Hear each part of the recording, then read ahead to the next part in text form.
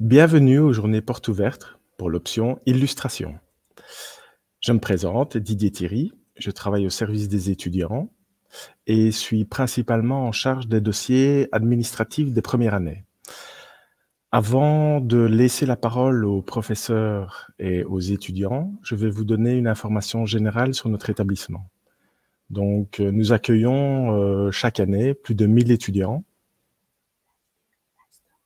Ah oui, excusez-moi, j'ai oublié une petite étape. Donc, si vous utilisez Livestorm pour la première fois, voici un petit mot d'explication et n'hésitez pas à monter le son pour pouvoir entendre cette explication correctement. Donc, je vous laisse profiter de cette explication, puis nous nous retrouvons après. Bonjour à toutes et tous, nous allons donc utiliser Livestorm durant cette heure. Des enseignants, étudiants et membres des services administratifs vont prendre la parole. Mais nous vous invitons à interagir avec nous tout au long de la présentation. Afin de mieux vous familiariser à l'outil, voici à quoi ressemble l'interface. Des sondages seront proposés durant la présentation, donc par ici. Nous vous invitons évidemment à y répondre en temps réel. Dès que le petit rond rouge s'affiche, cela signifie qu'un nouveau sondage est disponible. Il vous suffit de cliquer sur votre choix et de soumettre votre vote. Sur votre interface, vous pouvez aussi accéder à l'espace questions, donc comme ici. Sur un ordinateur, l'espace est directement visible et il suffit simplement de poser une nouvelle question. Par contre, sur un smartphone, l'espace n'est pas visible, donc il faut cliquer ici pour afficher le panneau latéral. Les questions sont publiques, donc posez autant de questions que vous le souhaitez. Nous prendrons le temps d'y répondre de préférence vers la fin de la présentation. Si vous ne posez pas de questions spécifiques, mais que quelqu'un a posé une question dont la réponse vous intéresse quand même, cliquez sur la petite flèche, donc juste ici, pour montrer votre intérêt. Soit nous vous répondrons en direct, soit nous vous répondrons par écrit. En tout cas, nous vous remercions d'avance pour votre participation et surtout votre écoute. Voilà, maintenant que vous avez eu cette petite explication, donc comme je le disais, je vais vous donner quelques informations générales sur notre établissement. Donc, nous accueillons chaque année plus de 1000 étudiants sur notre site, répartis dans 10 options différentes. Donc, 6 options de type court et 4 options de type long. Donc, quand on dit option de type court, c'est 3 années de bachelier, donc pour atteindre les 180 crédits. Le master, c'est 2 ans supplémentaires, donc 120 crédits en plus. Une fois que vous avez obtenu votre master, vous pouvez vous inscrire à l'agrégation qui est co-organisée avec l'Université de Liège. Alors, notre école propose des services aux étudiants comme notre accueil, où vous retrouverez mes collègues qui seront aux inscriptions et qui vous donneront vos premières attestations, qui vous renseigneront vers les services adéquats et vous redirigeront vers les personnes concernées. Il y a le service étudiant, donc, où je me trouve et où il y a également mes 3 collègues, les secrétaires de jury, où là, c'est plus l'aspect administratif de l'école et par rapport à votre cursus. Ensuite, nous avons le service social pour toute demande d'aide, que ce soit pour faire une demande de bourse ou pour demander une aide financière à l'école, ou même, évidemment, bien sûr, si vous avez quelques soucis personnels ou si vous avez besoin d'une oreille attentive, ma collègue du service social est là pour ça. Il y a également le service international si vous désirez réaliser un Erasmus ou si vous voulez faire un stage à l'étranger. Il y a aussi le service d'aide à la réussite. Donc là, si vous ne vous sentez pas bien, si vous avez quelques soucis, quand je dis vous ne vous sentez pas bien, c'est dans l'option dans laquelle vous êtes, etc. Si vous voyez qu'il y a un petit décrochage ou que vous avez des difficultés, à ce moment-là, vous pouvez aller voir mes collègues, les conseillères académiques, et elles vous aideront. Sur notre site, notre campus, nous offrons également d'autres services. Donc, il y a la cafétéria, donc tout ce qui est boissons, encas, repas froids, repas chauds, tout ça. On a un centre photo and copy pour tout ce qui est impression, prêt de matériel. On peut aussi réserver une salle info. Donc, une bibliothèque, une récupérathèque où vous pourrez trouver du matériel de récupération pour réaliser vos travaux. Et voilà, je pense que c'est à peu près tout au niveau des services, et c'est déjà pas mal. Ensuite, au niveau des inscriptions proprement dites, donc il y a 3 étapes à respecter. Donc, première étape, c'est la préinscription en ligne via notre site, donc www.saint-luc.be. La préinscription en ligne sera disponible dans le courant du mois de mai, fin mai. À partir de là, vous pourrez commencer à vous préinscrire. La deuxième étape, c'est la prise de rendez-vous, toujours via notre site, via Doodle, vous verrez. Donc, il y a 2 périodes d'inscription. Il y a fin juin, début juillet ou fin août, début septembre. Et ensuite, la troisième étape, et non la moindre, ce sont les épreuves d'admission. Donc, qu'il faut bien entendu réussir pour valider son inscription. Alors, au niveau des épreuves d'admission, sachez qu'il y a 98% de réussite. Hein, nous n'avons pas de numerus clausus, donc nous n'arrêtons pas le nombre d'inscriptions par option. Et il faut savoir que ces épreuves d'admission sont avant tout une analyse de votre motivation par les professeurs à intégrer l'option que vous souhaitez. Donc, les épreuves d'admission servent aussi, parfois, le cas échéant, à rediriger un candidat vers une autre option qui lui conviendrait mieux.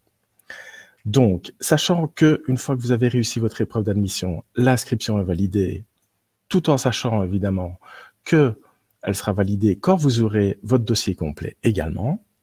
Et à ce moment-là, dès le début de l'année, vous recevrez un agenda et un memento. Le memento deviendra votre petit livre de chevet, car dedans, vous trouverez toutes les informations dont vous aurez besoin, que ce soit le vocabulaire de l'enseignement supérieur, des trucs liés à notre école. Enfin, tous les renseignements dont vous aurez besoin se trouveront dans le memento et donc deviendront votre petit bouquin précieux. Donc voilà. Je pense à rien d'autre. Ah oui, c'est aussi au niveau des services, j'avais oublié, il y a évidemment le conseil des étudiants qui prendra contact avec vous dès le début de la rentrée. Donc ici, je vais céder la parole à mes collègues, donc aux étudiants de l'option illustration ainsi qu'aux professeurs qui répondront à vos questions. Voilà, à tout à l'heure. Bien, bonjour à tous. Avant juste de commencer par vous expliquer un petit peu la section illustration, j'aimerais bien quand même faire la présentation des personnes qui sont là pour vous faire pour m'épauler un petit peu dans cet exercice. Donc, vous voyez en dessous Monsieur Parondo, qui est professeur d'atelier. À côté, vous voyez Ava qui est étudiante en 2e année. Vous avez Yves qui est étudiant en 3e année. Et moi-même, je suis prof de dessin moyen d'expression en 1re année et en 2e année. OK. Alors, avant de commencer et vous expliquer plus en détail, année par année, comment se déroule le cursus, on aimerait bien quand même vous expliquer un peu ce que c'est que le métier d'illustrateur. Je sais que c'est parfois un peu flou pour les candidats de cerner un petit peu le métier, et donc on va essayer de vous éclairer un petit peu sur le métier d'illustrateur. Donc, l'illustration, c'est vraiment un travail, enfin, c'est un métier de communication par l'image. C'est-à-dire que, contrairement à un peintre ou un peintre de galerie, l'illustrateur va faire passer dans ses images un message. Alors, ça peut être un message personnel, ça peut être un message pour une entreprise, ça peut être un message politique, ça peut être un message, peu importe en fait, mais ça peut être un gag, mais le but premier de l'illustration, c'est illustrer, comme son nom l'indique, un message. Et ça, c'est vraiment la base essentielle de l'illustration, c'est vraiment ça. Alors, on va sans doute nous demander la question tout à l'heure, mais quels sont un peu où intervient l'illustration dans nos vies? L'illustration intervient vraiment partout où il y a de l'image imprimée et dessinée, évidemment. Donc, C'est un métier qui se retrouve évidemment dans l'illustration jeunesse, dans la presse. Dans la presse corporate, ça veut dire tout ce qui est journaux d'entreprise, donc des journaux qui ne sont pas dédiés au grand public, mais qui sont dédiés aux personnes, aux membres d'une entreprise, à la publicité.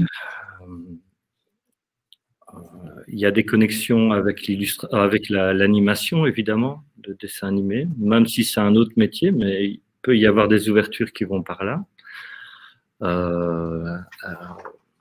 Tout ce qui est... voilà. C'est assez... Ouais. Tu peux y aller, José.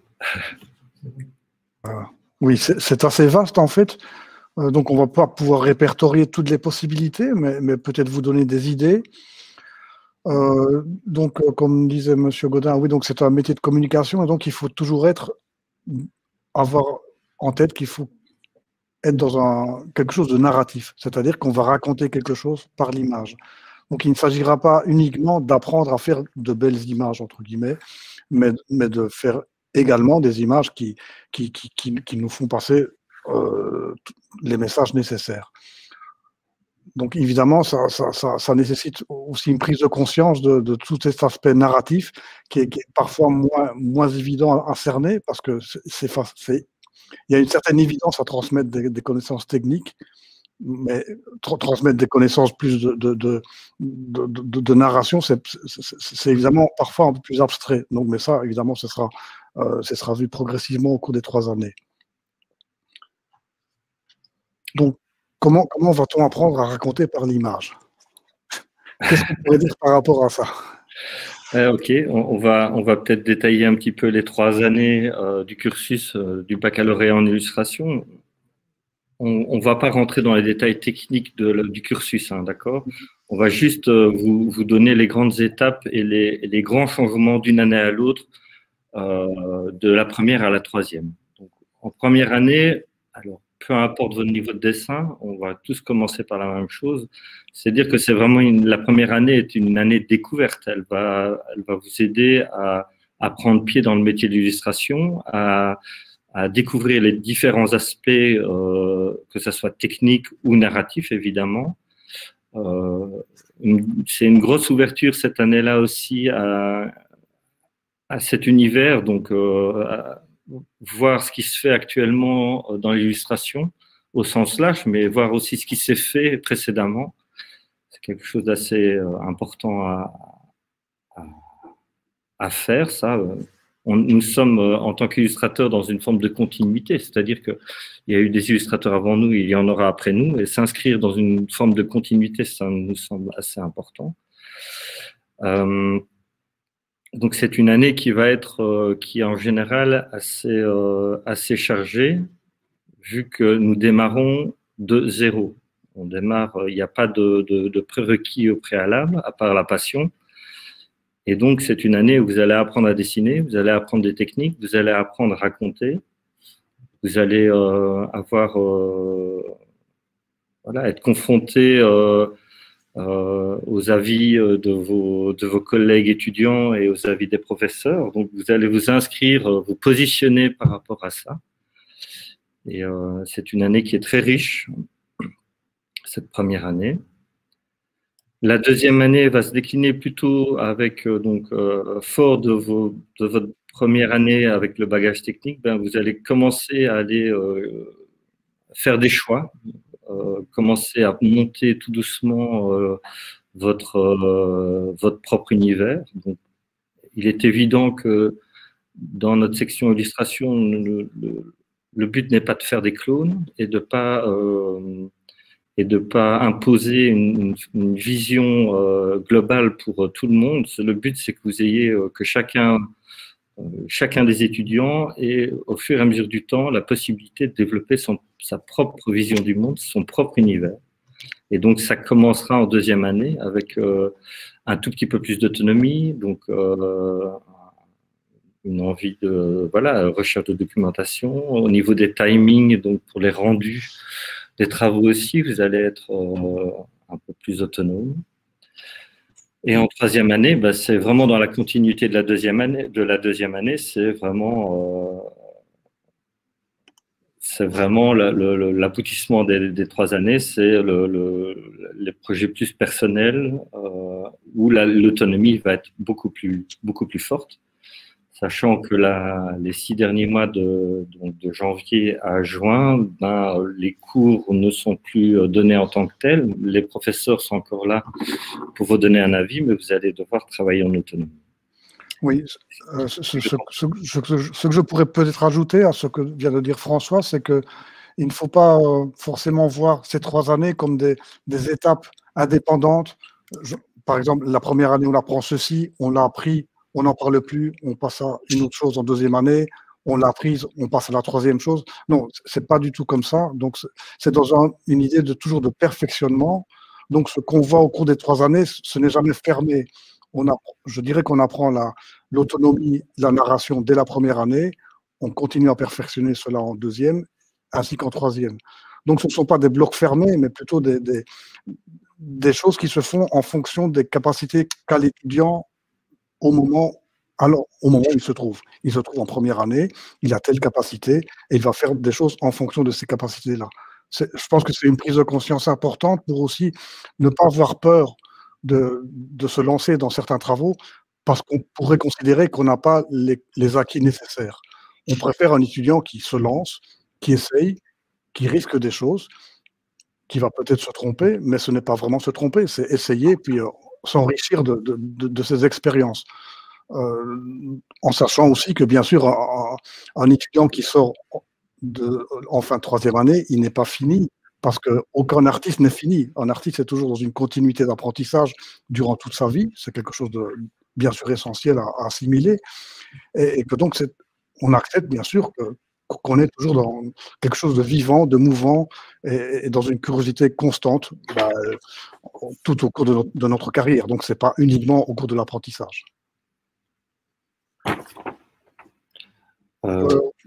Oui. Oui, voilà. Oui. Mais sinon, c'est vrai qu'en 3e année, donc l'autonomie est présente au cours des 3 années, mais en 3e année, l'étudiant se retrouve à travailler dans la 2e partie de l'année de façon beaucoup plus autonome, parce qu'il y a le suivi des professeurs, mais voilà, il y a un système qui est mis en place pour vraiment qu'ils se prennent en main.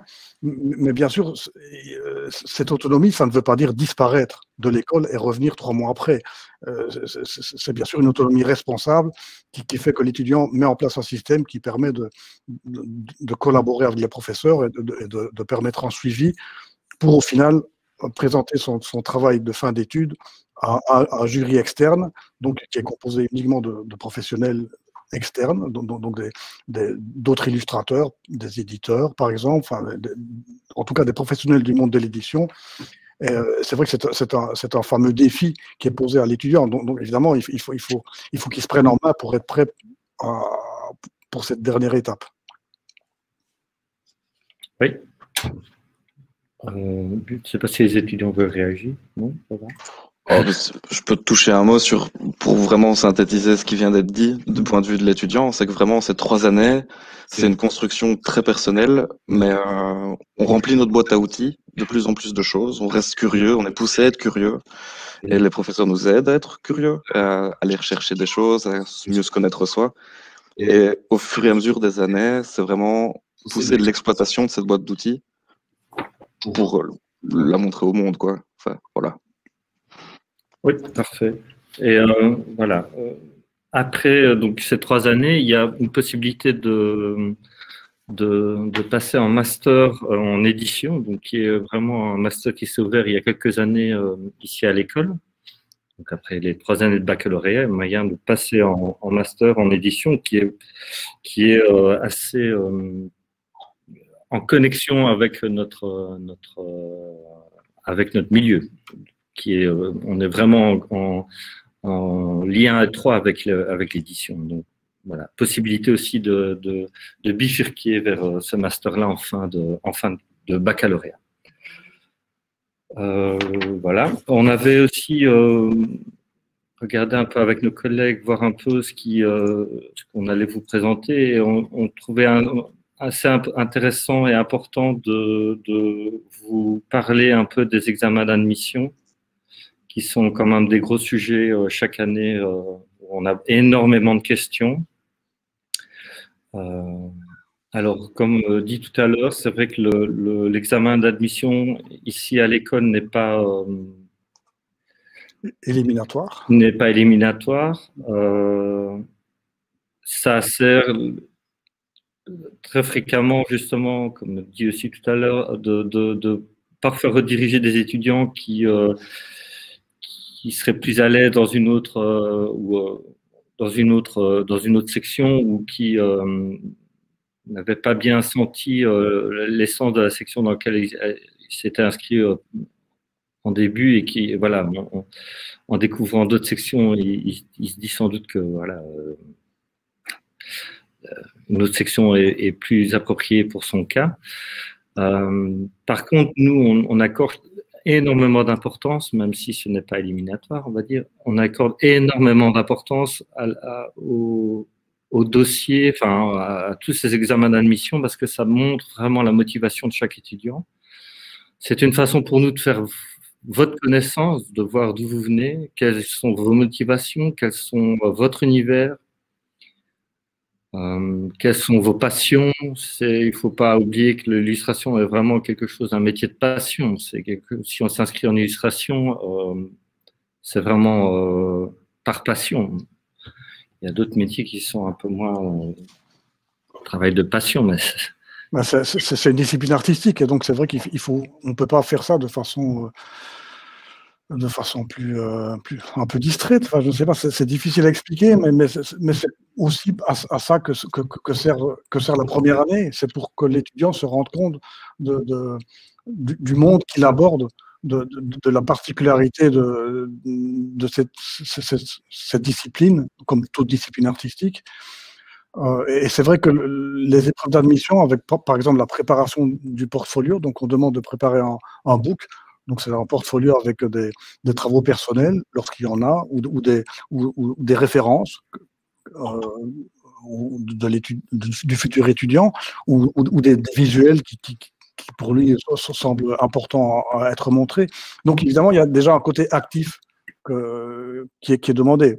Parce que ça, on peut lire qu'au cours des 3 années, il faut être extrêmement actif. On ne peut pas être juste passif et écouter les professeurs montrer des choses et faire tout ce que le professeur dit. C'est pas du tout ça.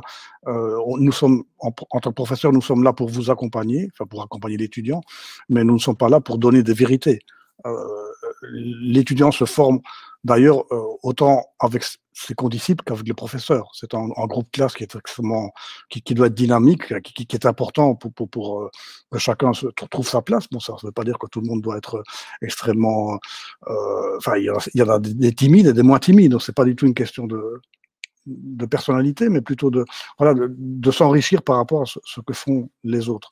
Donc, on a quelques exemples sur un PDF qui apparaît à l'écran. On peut voir certains travaux là, par exemple, on a des travaux de première année qui montrent un peu des mix de techniques. Donc, on a eu du collage. Ici, nous avons une technique d'impression avec en plus des ajouts de fils, de choses qui sont cousues sur le papier. Ici, nous avons de la photographie qui est évidemment retouchée, qui est avec une intervention de techniques plus picturales. Donc, c'est permis aussi. C'est d'ailleurs des travaux qui sont, ça doit être validé par le professeur, mais c'est à l'initiative de l'étudiant, l'étudiant a des tests, des recherches qu'il a faites dans des carnets, et il propose ces recherches pour voir si ça pourrait correspondre avec certains thèmes. Ici, voilà, nous avons un autre. Voilà. Nous pouvons aller vers des travaux plus en séquence. Ici, c'est vrai qu'on se rapproche un peu de la bande dessinée, mais de nouveau, on ne va pas empêcher un étudiant qui voudrait faire un travail sur plusieurs images et sous une forme séquentielle comme ici. Si l'étudiant a des envies, évidemment, il faut que ça rentre dans les consignes de l'exercice, mais on essaye toujours de voir ce qui correspond le mieux par rapport aux envies de l'étudiant. Encore un exemple de narration séquentielle. Je me permets d'intervenir parce que Oui. je pense que on répond à quelques questions Ok. qui sont par exemple si on fait des illustrations sur d'autres supports que le papier, par exemple le street art, l'aérographie, l'infographie, voilà. Et je pense que ce que vous venez de dire répond à la question. Mais oui, mais ça dépend comment ça se met par rapport, évidemment, un étudiant qui voudrait faire du street art ou peindre des choses sur des murs, ben oui, mais alors comment faire pour, est-ce qu'il va photographier ces murs et mettre cette photographie dans son, ça va être le rendu, ça va être les photographies, ça va pas être le mur qui va décrocher, qui va apporter au professeur. Donc c'est vrai qu'il y a toutes des contraintes comme ça qu'il faut pouvoir résoudre. Mais voilà, nous sommes ouverts en sachant qu'il y a des consignes et des choses pratiques, donc s'adapter en fonction des contingences pratiques. Oui, et encore une fois, il ne faut pas oublier que c'est un métier de communication. Donc, ce n'est pas un métier purement à 100% graphique. Donc, si on parle de street art ici, c'est qu'il faut qu'il y ait une corrélation avec le message qu'il veut faire passer. Et donc, c'est OK pour le street art, mais alors il faut que ça colle à une idée, à un message, à quelque chose qu'il veut faire passer. Et voilà, après, il y a des problématiques techniques qui sont certaines, mais de prime abord, on n'est pas compte. Mais il faut vraiment bien maturer le propos pour que tout se tienne, le message et le média. De toute façon, oui, le professeur, en début, quand il donne un exercice, il parle aussi des objectifs de l'exercice. Donc, l'étudiant voit à quoi sert l'exercice et les acquis qui vont être qui vont être mis en question lors de l'exercice. Donc voilà, c'est à partir du moment où voilà, on cerne les objectifs et on voit qu'on est arrivé à atteindre ces objectifs, il y a évidemment des moyens qui peuvent être différents selon les étudiants, selon leurs envies techniques, selon leurs capacités, selon leurs références. Il y a des tas de choses qui rentrent en jeu, vu que on doit évidemment faire en fonction de beaucoup d'envies. Et pas au contraire mettre tous les étudiants dans un entonnoir et faire l'étudiant typique de Saint-Luc. C'est pas du tout ce qu'on veut. C'est évidemment, chacun doit se développer en fonction de ce qu'il veut faire, mais en ayant conscience bien sûr de la nécessité d'atteindre les objectifs qui sont demandés pour chaque exercice. Donc ici nous avions l'étudiant d'une même étude, les deux travaux d'une même étudiante. Ici c'était pour des recettes de cuisine. Nous sommes toujours en première année, donc on peut voir qu'il y a déjà des travaux qui sont assez aboutis en première année. Ici, nous sommes dans un cours de dessin. Donc voilà, on va peut-être faire les questions-réponses. Ah oui, il faut peut-être juste terminer le chapitre examen d'admission. Il y a quelques... Qu'est-ce qu'il y a? Non, vu que vous répondrez maintenant par rapport à l'épreuve d'admission, il y a une question par rapport à ça. Si les possibles de réussir sont une base de dessin. Oui. Alors, vu qu'on commence donc on va commencer en bac 1, le cours de dessin va se monter petit à petit. Donc, on démarre de zéro. Que vous ayez déjà une expérience de dessin en cours avec professeur, etc., ou expérience de dessin tout seul dans votre chambre sans cours, vous n'ayez jamais touché un crayon de votre vie, on démarre vraiment de zéro, quoi. Donc, c'est tout à fait possible de commencer l'école, de commencer ce cursus-là sans avoir dessiné ou d'avoir des bases de dessin à proprement parler. Maintenant, pour en revenir aux examens d'admission, etc., il faut nous montrer que vous êtes quand même motivé par le sujet d'illustration, que vous avez déjà un petit peu de culture à ce niveau-là, c'est-à-dire avoir déjà ouvert un livre jeunesse, avoir connaître quelques illustrateurs, quelques personnes qui travaillent dans le monde de l'art. Voilà, être un minimum intéressé, ça c'est pour nous c'est le strict minimum. C'est d'avoir vraiment d'être curieux par rapport à ça. Bien entendu.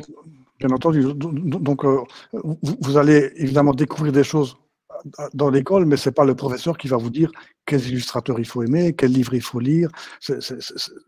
On va vous donner peut-être quelques balises parfois, quelques exemples, quelques références, mais c'est à l'étudiant, évidemment, de faire la plus grosse partie de cette démarche. Et en plus, ce n'est pas une démarche très désagréable.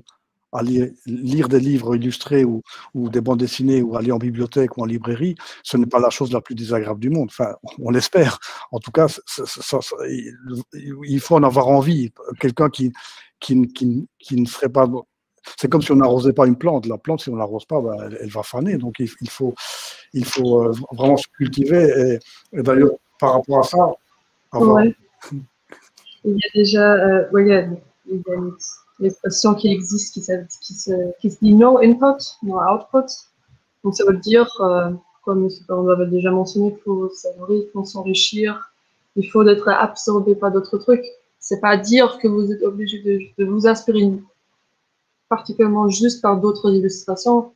C'est aussi juste de se balader dans le parc, mais de toute façon, juste chercher des inspirations, enrichissez-vous. Ça pourrait être des livres, des films, de la musique, tout ce qui vous inspire. Mais voilà, à un moment donné, vous ne pouvez rien produire. Si vous produisez juste toujours, sans voilà, without input, there's no output. Pardon, j'ai un peu de mal à m'exprimer aujourd'hui. Voilà, donc la curiosité et de chercher ces inspirations, ça c'est la plus importante pour vraiment créer des illustrations pertinentes. Donc c'est aussi pour ça pourquoi pour la vie étudiante c'est hyper intéressant d'être en la classe et d'être entouré par d'autres camarades et on peut passer sur la table et regarder ce que les autres font et là on découvre des nouveaux approches techniques et des idées différentes. Donc voilà, c'est ça pourquoi je trouve ça c'est le truc intéressant de trouver ici de venir essayer l'illustration, c'est aussi l'échange. Voilà.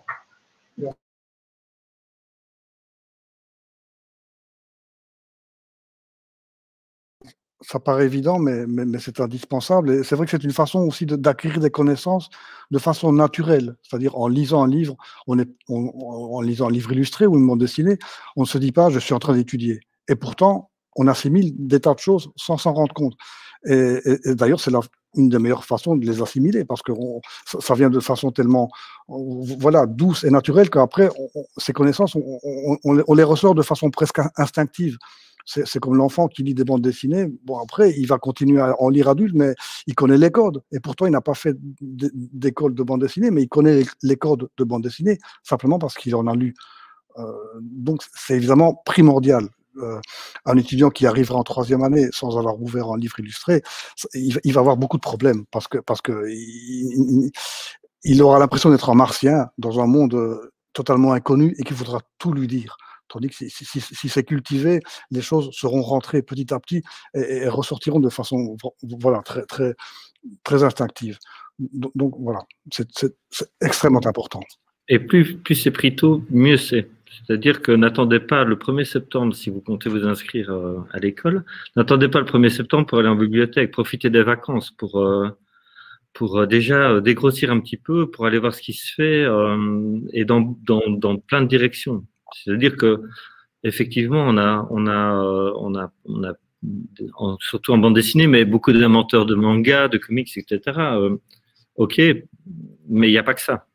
C'est une base de démarrage, de départ, mais il faut aller voir sur d'autres façons de faire. C'est un univers qui va s'ouvrir à vous. Hein. Si vous le faites vraiment, et vous mettez le petit doigt et ça va partir tout seul. Le bras va venir et puis tout le reste du corps va être plongé là-dedans et ça va devenir presque une drogue dure. Ce serait bien, ce serait l'idéal, évidemment. Ce serait l'idéal. Ouais. Mais il y a aussi une attitude à avoir quand on est en bibliothèque. Bon, c'est d'avoir un rôle, pas uniquement en recherchant. Évidemment, on rentre dans une bibliothèque peut-être en cherchant quelque chose de précis, mais il faut être ouvert par rapport à tous les accidents qui peuvent arriver quand on déambule parmi ces livres. Et il est rare qu'on trouve exactement ce qu'on cherche. Mais par contre, on a fait tout un chemin dans la bibliothèque qui a permis de trouver d'autres choses auxquelles on ne s'attendait sûrement pas et qui vont permettre de s'enrichir également. Donc voilà, c'est une ouverture aussi par rapport à tout ce qui peut, aux accidents. Et pour moi, une bibliothèque, c'est une mine d'accidents. Évidemment, Internet aussi. Mais là, la mine est beaucoup plus vaste. C'est vrai que, bien sûr, qu'on peut trouver des références sur Internet, sur Instagram, sur tout ce qu'on veut. Mais il faut faire attention aussi au zapping parfois, de passer trop vite d'une image à l'autre, de ne pas l'analyser suffisamment. Donc on essaie aussi de un petit peu relativiser. Il faut manger de l'image, bien sûr, il faut en prendre en maximum, mais il faut aussi apprendre à rentrer dans des choses de façon peut-être parfois plus profonde. Parfois même apprendre à lire des choses qu'on n'aime pas, c'est très important pour ne pas rester coincé dans sa petite boîte manga ou autre chose. Voilà, d'apprendre à être ouvert. Et parfois, personnellement, je découvre parfois des choses que j'aime beaucoup, alors dans des livres que je pensais ne pas aimer au départ. Voilà. En tant qu'étudiant, juste pour rebondir une fois là-dessus, ce qui est fabuleux, c'est l'échange qui se crée entre professeurs et entre étudiants. Et c'est un livre, une découverte d'un livre, on appelle à un autre, donc on la partage, et donc on découvre, on grandit notre univers. Et c'est d'une richesse culturelle au fur et à mesure des années, c'est fabuleux. Et j'en profite pour parler de l'ambiance, parce qu'il y a une question sur l'ambiance de l'option entre Saint-Luc, Liège, Bruxelles, machin, mais on sait que parler que pour Saint-Luc. Donc c'est celle-là. Et que c'est une ambiance de partage et d'émulation, en fait. Enfin, voilà, moi je le dis en tant qu'étudiant, parce que je pense que c'est une question adressée à nous. Mais après, si mes professeurs veulent en parler,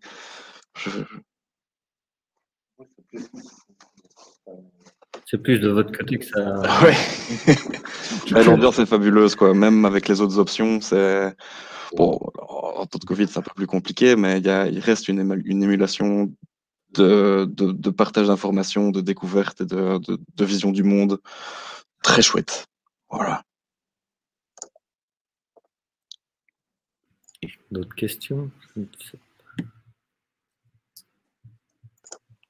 Alors, il y a une question ici qui nous demande si on doit être capable de dessiner toutes sortes de choses. Vous êtes, oui, vous allez être amené à dessiner toutes sortes de choses. Maintenant, ça rejoint un petit peu ce qu'on disait sur l'examen d'entrée, c'est on est parfois étonné de voir des gens qui n'ont pas dessiné, qui n'ont jamais dessiné et qui, même pendant les vacances, tester des choses, d'accord. On va prendre depuis le début, mais attelez-vous pendant les vacances à essayer pas spécialement dessiner d'après nature, mais faire un peu de création, attaquer une technique particulière. Une technique particulière ne veut pas dire des choses très compliquées. Hein. Le crayon de couleur est une technique en soi. Voilà, essayez de jouer un petit peu déjà avec les outils et puis voir un peu déjà si ça vous plaît. Oui. Pour vous permettre aussi de vous rendre compte du fait que c'est vous qui allez être le principal acteur, forcément, de votre apprentissage. Donc déjà, se lancer seul et d'essayer de faire des choses avec ses moyens, d'essayer d'exprimer, de raconter.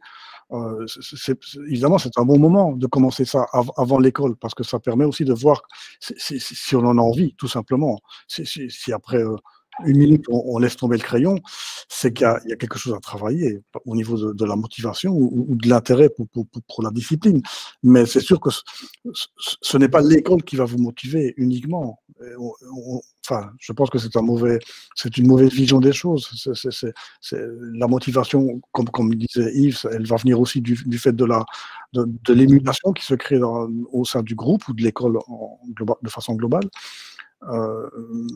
Mais voilà, donc c'est une façon de tester aussi, de ne pas avoir peur. Donc n'ayez pas peur. Il ne faut pas se dire je n'ose pas dessiner parce que je n'ai pas encore appris. Mon Dieu, non. Allez-y, dessinez, et puis on perfectionnera. On a 3 ans pour se perfectionner. Enfin, vous avez 3 ans pour vous perfectionner, en sachant de nouveau que vous ne serez pas fini en sortant de l'école. Donc voilà, il faut vraiment oser, et ne pas se dire je ne fais pas parce que j'ai peur de rater. Ouais, un des mots-clés, c'est d'oser, oser se lancer, et puis oser se planter, et juste oser d'être curieux, quoi. Voilà.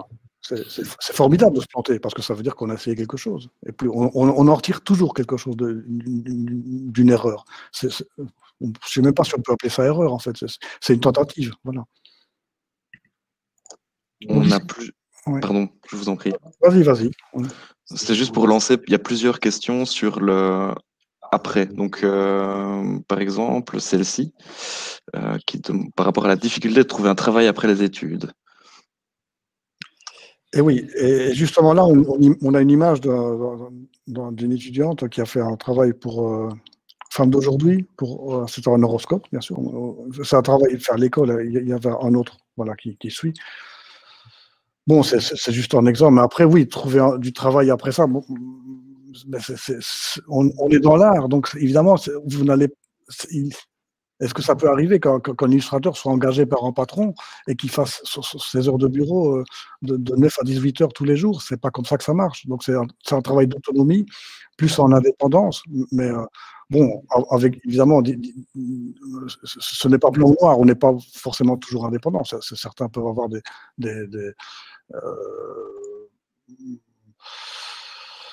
des commandes ou sur un temps plus long qui lui permet d'envisager une durée avec comme une espèce de salaire sur une certaine durée. Mais dans l'ensemble, c'est vrai que ça va fonctionner beaucoup par travaux de commande.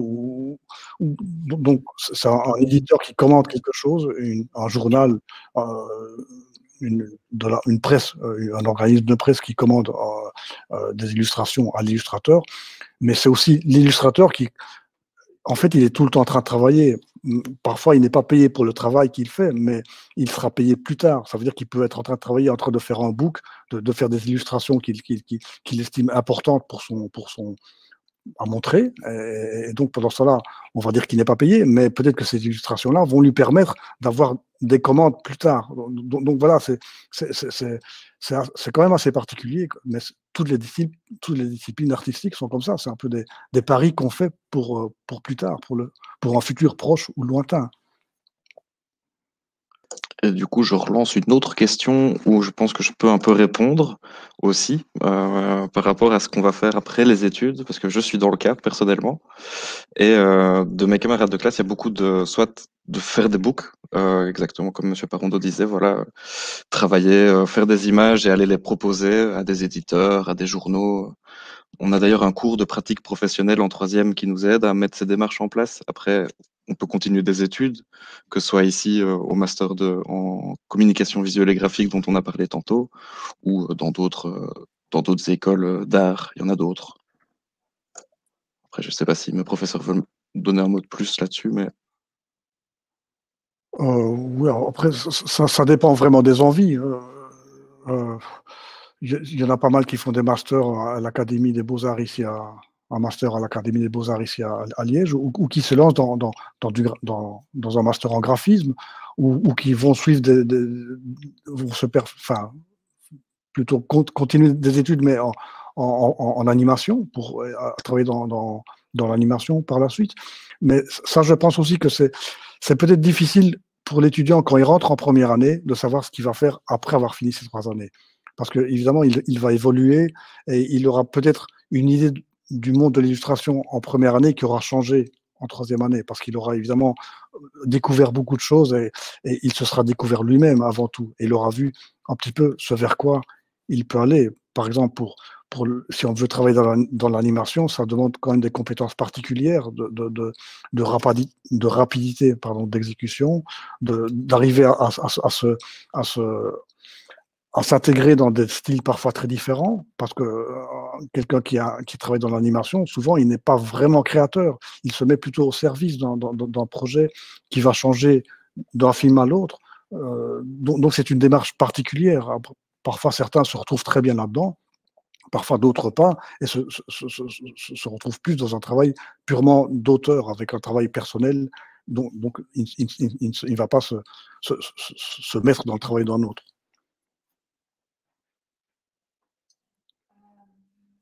Par rapport à ça, il y a aussi des questions. Si on peut dépasser de l'illustration directement en character design, game art, donc sur le jeu vidéo. Et aussi, par rapport à ça, s'il y a une différence entre illustration et infographie. Des différences. Des différences entre quoi? Infographie et illustration, c'est lié. En graphisme? Infographie. Infographie, pardon. Oui. Ah oui. Et si on peut continuer après les études de jeux de vidéo, character design, storyboard.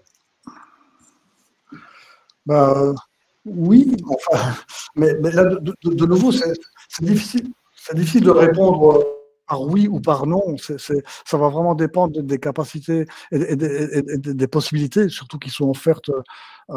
Alors, faire du character design, ça veut dire quoi? Enfin, c'est assez vaste, en fait, et à la fois, c'est un peu vague. Ça veut dire qu'on va s'insérer dans une machine plus. On ne va pas faire du character design comme ça tout seul dans son coin. Il faut évidemment être dans peut-être un film d'animation, par exemple, qui demande à faire du character design. Mais là, est-ce qu'on va pouvoir le faire soi-même ou on va travailler sur le design d'un autre? C'est difficile, dans un premier temps, de penser qu'on va pouvoir faire tout ce qu'on veut faire. Je pense qu'il vaut mieux se dire qu'on est dans une ouverture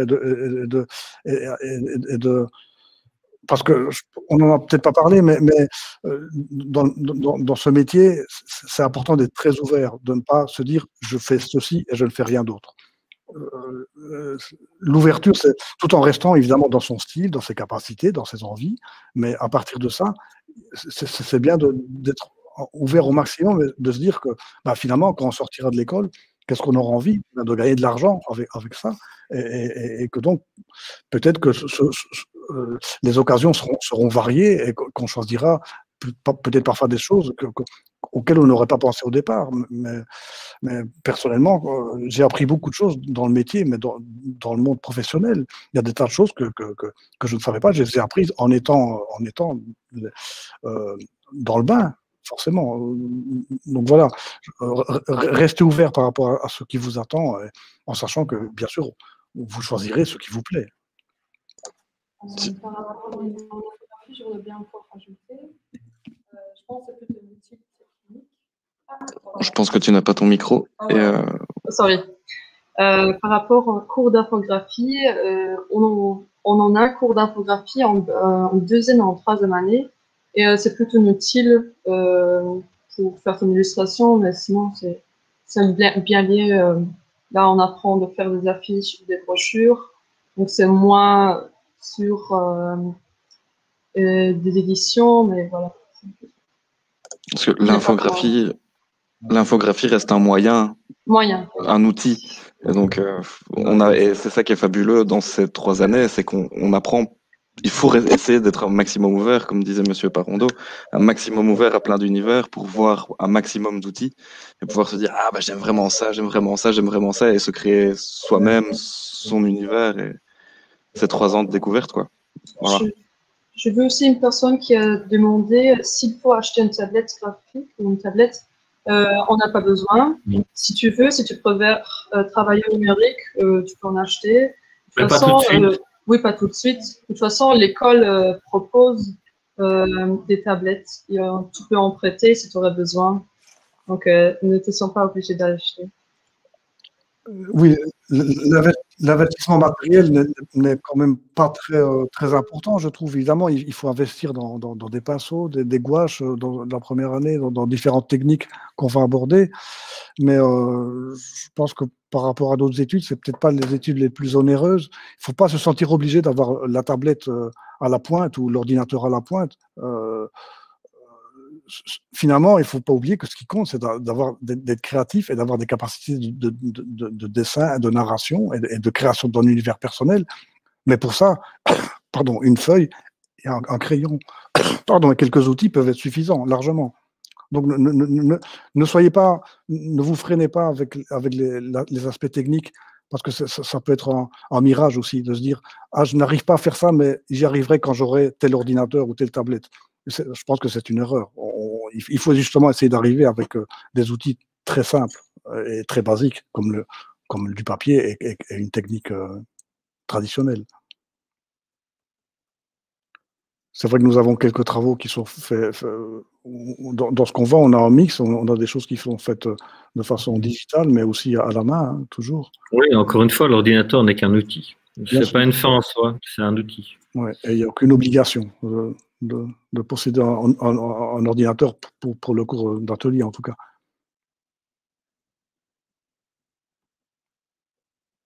Ici, ceci c'est un travail en sérigraphie, c'est ce qu'on voit pour le moment. Donc, il y a un atelier de sérigraphie aussi, où c'est l'étudiant, bon, c'est à lui de voir, où il y a des cours à choix. Il y a des cours à choix en sérigraphie également, en fonction du désir de l'étudiant de s'insérer dans tel ou tel cours à choix pour perfectionner une technique qu'il voudrait aborder.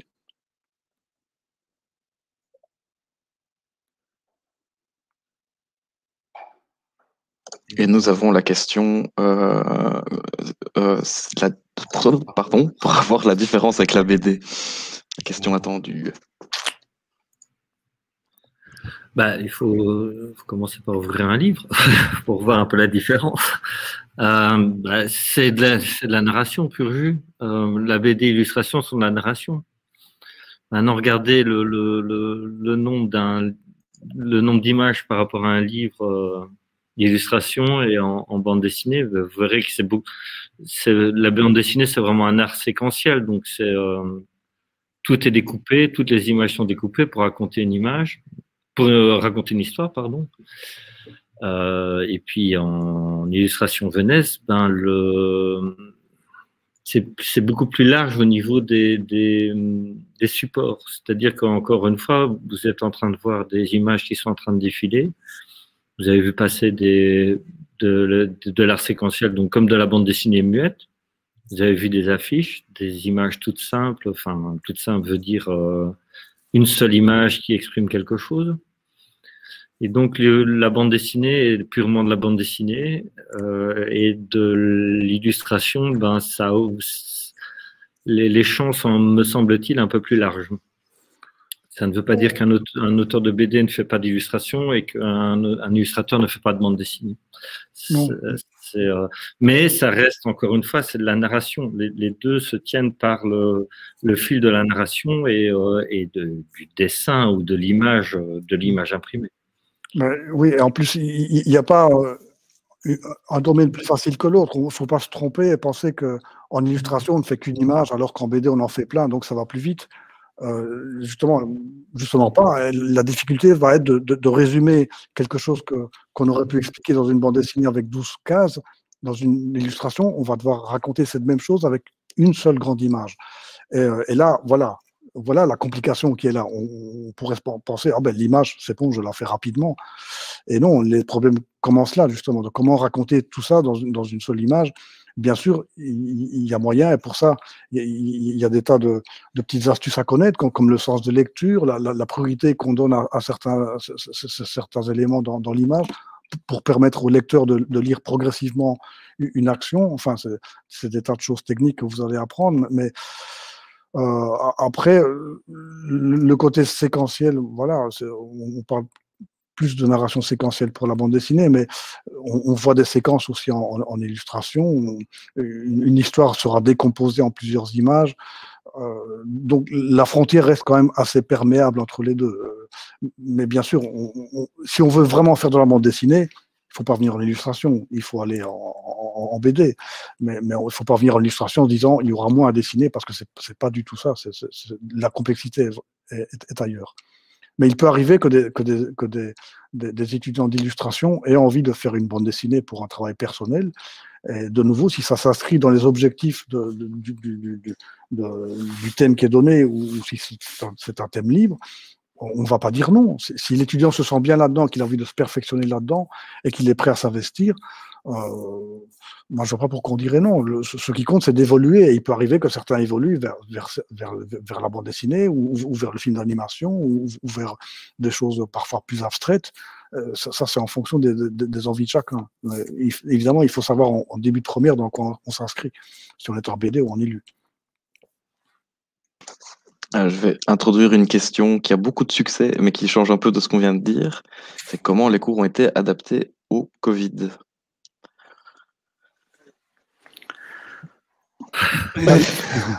Les cours d'atelier, déjà, on a on a eu des consignes donc de pas avoir de réduire le nombre d'étudiants par classe. Donc là, c'est 20 étudiants maximum par classe. Quand c'était des groupes de, par exemple, 28 étudiants, ben, on a divisé en 2 groupes de 14. Évidemment, on a tous des masques au cours. On n'enlève pas son masque pendant le cours. Et moi, je dirais que ça se passe quand même, finalement, je ne vais pas dire qu'on s'est habitué, parce qu'on n'a pas envie de s'habituer à ça, mais j'ai l'impression que les choses se font naturellement et on se rend compte que finalement, ce qui compte, c'est d'être entre nous et on est beaucoup mieux, en tout cas en classe, au cours d'atelier en classe, plutôt que chacun dans notre coin. Enfin, je demanderai l'avis des étudiants vis-à-vis de ça, mais moi, je pense que c'est quand même un grand plus qu'on ait pu reprendre les cours artistiques d'atelier entre nous en classe. Parfois en nombre plus réduit, mais les choses se font pratiquement comme avant, si on est tous là. Ouais, heureusement qu'on retrouve les cours d'atelier, effectivement, c'est beaucoup plus vivant. Mais quand il y a eu le premier confinement, qu'on était vraiment forcés tous de rester chez nous, bah, il y a un dialogue par mail qui s'est instauré, quoi. Il y a donc un échange, voilà, on a fait comme on pouvait.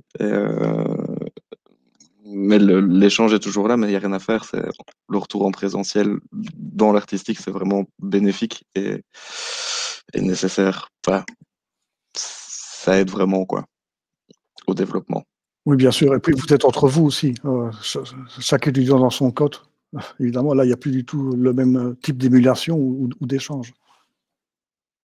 Ici, on a justement un travail d'une étudiante qui a fait une petite narration sur, voilà, avant le Covid, après le Covid.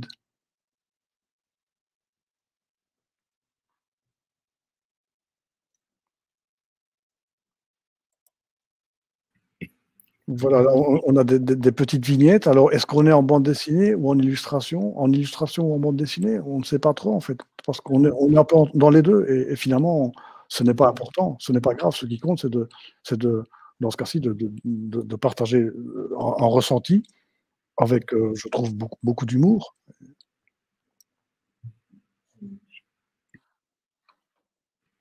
Y a-t-il d'autres questions? On a une question sur les différentes sections du métier d'illustrateur. J'ai l'impression qu'on a un peu répondu, enfin que mes professeurs ont un peu répondu. Donc voilà, c'est assez vaste et c'est assez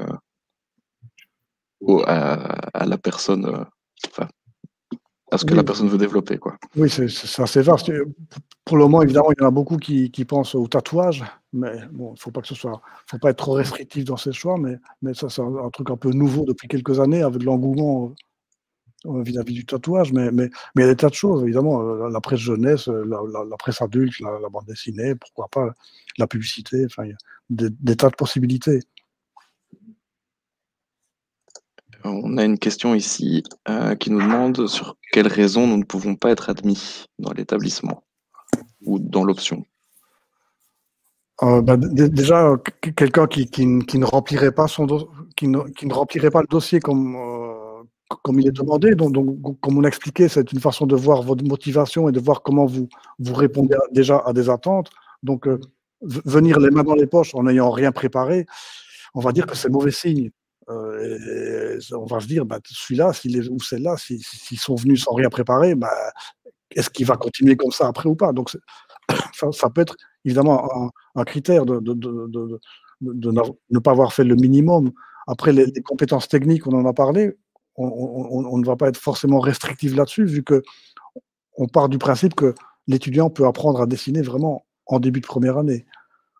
Donc moi, je conseillerais plutôt d'examiner attentivement sur le site de l'école ce qui est demandé pour les épreuves d'admission et de préparer simplement ce qui est demandé. Ce n'est pas grand-chose en plus. Mais justement, on ne demande pas grand-chose. Alors si le grand-chose n'est pas préparé, on se dit, oulala, petit problème peut-être. Voilà, je pense qu'on va tout doucement couper. Voilà. J'espère qu'on a répondu à un grand nombre de vos questions. Je pense qu'il y a encore un service pour répondre aussi à d'éventuelles questions, mais alors ce sera plus par mail plus tard. Donc voilà, merci de nous avoir suivis et à bientôt. À bientôt. Voilà, merci de votre attention et de votre participation à ces portes ouvertes.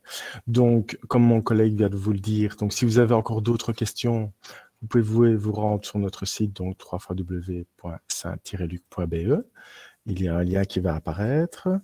Vous recevrez, où il y aura également sur ce lien à disposition les mails des professeurs qui sont là pour répondre aussi à ces questions. Vous recevrez également un mail avec un lien pour l'enregistrement de cette vidéo, ainsi qu'une attestation de présence. Donc encore une fois, je vous remercie. Je vous dis à bientôt, peut-être pour une inscription. Au revoir.